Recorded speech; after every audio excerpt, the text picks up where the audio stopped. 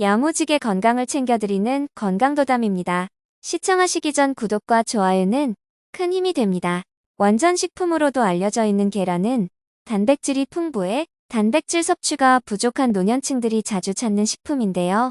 쉽게 접할 수 있는 흔한 식재료라 이렇게 먹으면 오히려 독이 될 수 있는데 많은 분들이 모르고 계실 수 있을 것 같아 오늘은 이 부분에 대해 말씀드리겠습니다.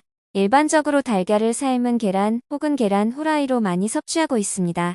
이 두 가지 요리 방법 중 영양소는 어느 쪽이 더 높을까요? 달걀도 섭취 방법에 따라 몸이 해가 되기도 하고 영양소도 높아 건강하게 섭취할 수 있는데 전 국민에게 사랑받는 계란, 특히 계란을 자주 드시는 분은 꼭 끝까지 시청해 보시면 좋겠습니다.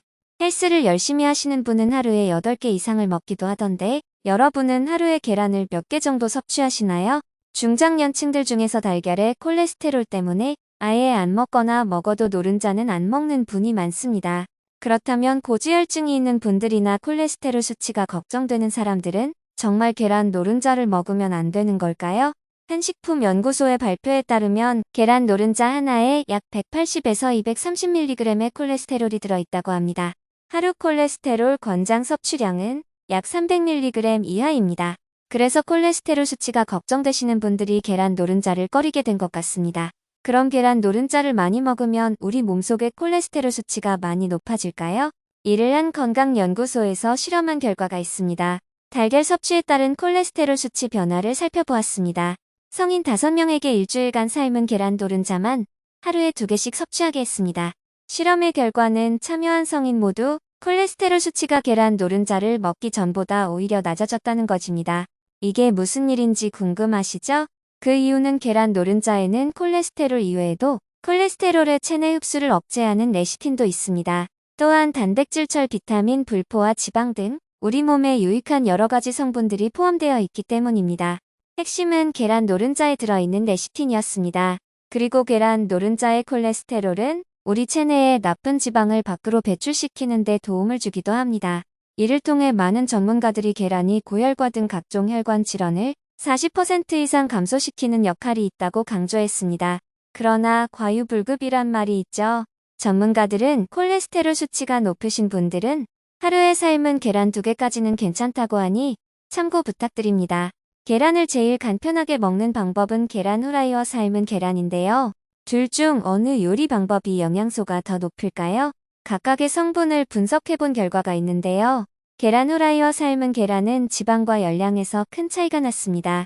삶은 계란은 열량이 100g당 140kcal이고 계란 후라이는 100g당 200kcal로 나타났습니다.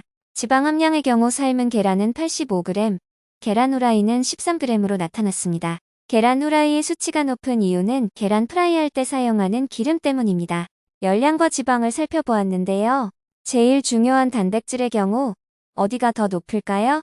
삶은 계란은 100g당 13g의 단백질 함량을 나타냈고 계란 후라이는 100g당 15g의 단백질 함량을 보여 계란 후라이가 조금 더 높게 나왔습니다. 그래서 이를 보충해 줄 수 있는 다른 음식과 같이 먹으면 좋은데요.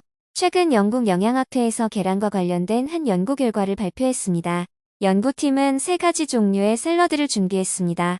첫 번째는 삶은 계란을 넣지 않은 샐러드, 두 번째는 계란을 1개 넣은 샐러드, 마지막으로 계란을 3개 넣은 샐러드였습니다. 실험 참가자들은 스스로 셋 중 하나의 샐러드를 선택해서 먹기 전 후 피 검사를 했습니다. 결과는 삶은 계란이 많이 든 샐러드를 먹은 참가자일수록 베타카로틴, 알타카로틴, 리코펜루테인 등을 포함한 카로티노이드 계열의 영양성분 흡수율이 높게 나왔습니다. 이 연구 결과를 통해 삶은 계란과 채소를 같이 먹는 것만으로도 카로티노이드의 체내 흡수율이 최소 450% 이상 증가하는 것을 확인하였습니다. 카로티노이드는 지용성 비타민의 일종입니다. 이게 삶은 계란 노른자에 있는 지방 성분과 함께 섞여 체내 흡수율이 높아지는 것입니다. 카로티노이드 성분은 노란색 혹은 붉은색 과일이나 채소에 많이 들어있는 식물 색소입니다. 항산화물의 일종인 카로티노이드는 노화를 예방하며 당뇨와 관련된 각종 합병증도 예방해줍니다. 그럼 앞으로 샐러드를 먹을 때 본인 식성에 따라 삶은 계란을 1~2개 넣어 드시면 좋겠죠. 중국에서 많이 먹는 토마토 계란 볶음도 서로 궁합이 좋습니다. 이번에는 계란과 절대 함께 먹으면 안 되는 음식에 대해 알아보겠습니다. 제일 간편하고 빠르게 먹을 수 있는 삶은 계란을 먹을 때 목이 막히니 마실 것을 많이 찾으시는데요. 첫 번째 마시는 차이입니다. 삶은 달걀을 녹차나 홍차와 함께 마시면 차 속에 들어있는 탄닌 성분이 계란 속의 단백질과 만나 결합을 하게 됩니다. 이 때문에 장 운동을 방해하고 결국 영양소의 흡수율도 떨어뜨립니다. 또한 변비까지 일으킬 수 있습니다. 이런 이유로 딱히 마실 게 없다면 물과 함께 드시는 게 좋습니다. 후식으로 녹차나 홍차류를 드실 경우는 계란을 먹은 뒤 최소 1시간 뒤에 드실 것을 추천드립니다. 두 번째 두유입니다. 그 이유는 두유의 원재료인 콩에는 라이신과 트리포탄이 많이 들어있습니다. 이 성분은 삶은 계란에 들어있는 단백질과 결함의 영양소를 파괴시킵니다. 무더운 여름 콩국수를 먹을 때 삶은 달걀이 같이 나오는데요. 영양소 손실을 줄이려면 콩국물과 함께 먹지 않는 게 좋습니다. 세 번째 감입니다. 감도 달걀과 함께 드시는 건 피하셔야 됩니다. 감이랑 계란을 같이 먹으면 복통, 폐결석 등을 유발할 수 있다는 무서운 속설이 있는데요. 이런 이야기가 생긴 이유는 감에 함유된 탄닌이라는 성분이 단백질의 소화 기능을 떨어뜨리기 때문입니다. 탄닌은 감의 떫은 맛과 쓴맛을 내는 페놀 화합물로 위등 소화계 내에서 단백질과 엉켜 덩어리를 만듭니다. 소화가 안 되는 것은 물론 극기 일부에서는 결석을 만들 수도 있습니다. 그리고 탄닌은 단백질 분해 효소 작용도 저해하는 것으로 알려져 있습니다. 물론 감 하나에 들어있는 탄닌으로 복통 등이 유발될 가능성이 적지만 과하게 먹으면 문제가 될 수 있습니다. 같은 원리로 녹차, 홍차를 말씀드렸고 탄닌이 함유된 식품으로는 밤, 도토리, 석류 등도 있습니다. 탄닌에 대해서 자세히 알아보자면 대표적으로 탄닌 성분이 풍부한 밤 껍질, 효능에 대해서 말씀드리겠습니다. 밤의 속껍질에서 떫은 맛이 나는 것은 탄닌 성분이 많이 들어있습니다. 탄닌은 폴리페닐의 일종이고 탄닌은 무엇보다 항산화 작용에 큰 역할을 합니다. 또한 항균과 항염증 작용이 있어서 배탈이 나거나 설사가 일어났을 때도 좋은 효과를 볼 수 있어요. 탄닌은 피부 각질이나 주름, 기미 등을 없애는 데도 도움을 주기도 하고 피부 미백 효과도 뛰어나서 피부를 매끄럽고 윤기 있게 가꾸는 데 좋아요. 그로 인해 주름을 예방하여 피부 노화를 억제시켜주는 효과도 있습니다. 물론 탄닌은 몸에 좋은 항산화 성분이고 항염 작용도 하지만 아무리 좋은 것도 궁합이 맞지 않으면 오히려 독이 됩니다. 오늘은 누구나 즐겨 먹는 계란에 대한 정보를 알아봤습니다.